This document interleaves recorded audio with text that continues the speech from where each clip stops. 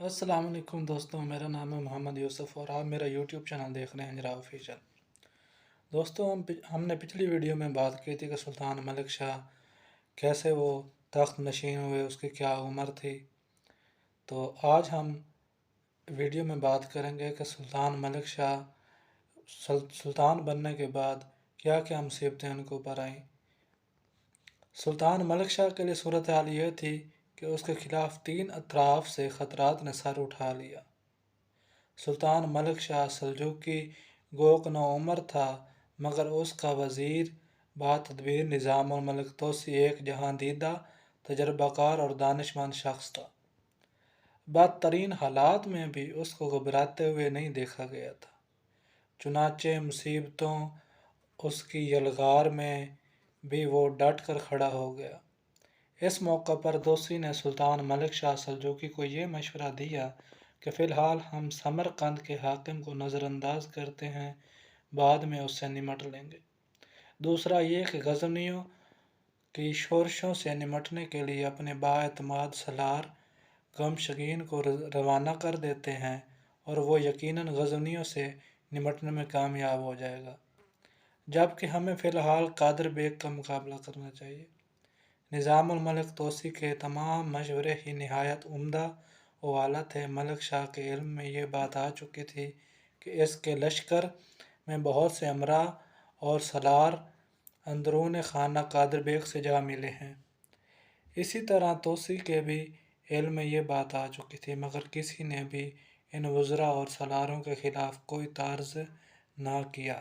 ہاں، مگر اس نے اپنے چچا کے خلاف جو لشکر ترتیب دیا تو ان سالاروں کا انتخاب کیا جو کہ اس کے وفادار اور جانثار تھے۔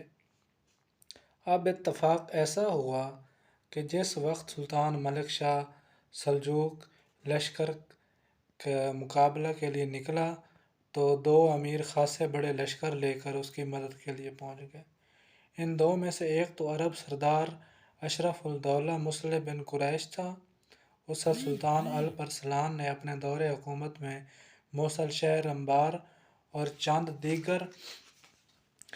دیگر علاقوں کا حاکم بنا دیا، جبکہ دوسرا سردار جو ملک شاہ کی مدد کے لیے پہنچا وہ کرد تھا اور اس کا نام بہاءالدولہ منصور تھا۔ سلطان ملک شاہ اور قادر بیگ کے لشکروں کا آمنا سامنا کرج کے مقام پر ہوا۔ کرج شہر ہمدان اور اصفہان دونوں شہروں کے درمیان واقع تھا۔ اسی میدان میں دونوں لشکروں کا آمنا سامنا ہوا۔ جنگ کی ابتدا ہی میں عربوں اور کردوں کے سرداروں نے اپنے لشکریوں کو للکار کر کہا کہ آج جنگ کے دوران عربوں اور کردوں تمہاری عزت اور جواں مردی کا امتحان ہے۔ اگر ہمارے جیتے جی ملک شاہ کو کوئی دکھ پہنچا تو ہم دنیا و آخرت میں یقیناً مجرم ٹھہریں گے۔ یہ پیغام عربوں اور کردوں کے لیے زبردست ثابت ہوا۔ انہوں نے اپنی جانوں کی پرواہ نہ کرتے ہوئے قادر بیگ کے لشکر میں تباہی مچانا شروع کر دی۔ اسی دوران ملک شاہ کے لشکر میں جو قادر بیگ سے ملے ہوئے سالار تھے، انہوں نے یہ افواہ پھیلا دی کہ عربوں اور کردوں کے خیموں کو لوٹا جا رہا ہے۔ یہ افواہ اسی لیے پھیلائی جا رہی تھی کہ عرب اور کرد لشکری میدان جنگ سے منہ موڑ کر اپنے اپنے خیموں کی فکر کریں، مگر ان کے سرداروں نے کہا کہ ہمیں خیموں کی حفاظت کی نہیں بلکہ ملک شاہ کی حفاظت کی فکر کرنی چاہیے۔ چنانچہ سازش کرنے والے شرمندہ ہو گئے اور منہ دیکھتے رہ گئے۔ قادر بیگ نے شکست سے بچنے کی حد درجہ کوشش کی، مگر اسے بری طرح ناکامی ہوئی۔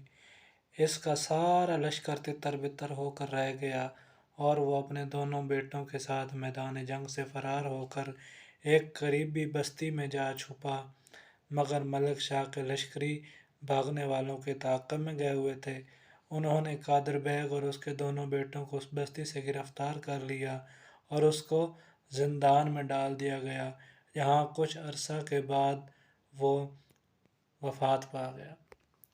دوستوں، اگر ویڈیو اچھی لگی ہو اس کو لائک کر دیں، سبسکرائب کر دیں، شیئر کر دیں، اچھا سا کامنٹ کر دیں تاکہ ہماری نئی آنے والی ویڈیو کا سب سے پہلے نوٹیفیکیشن آپ کو ملے۔ اپنا بہت سارا خیال رکھیے گا۔ اللہ حافظ۔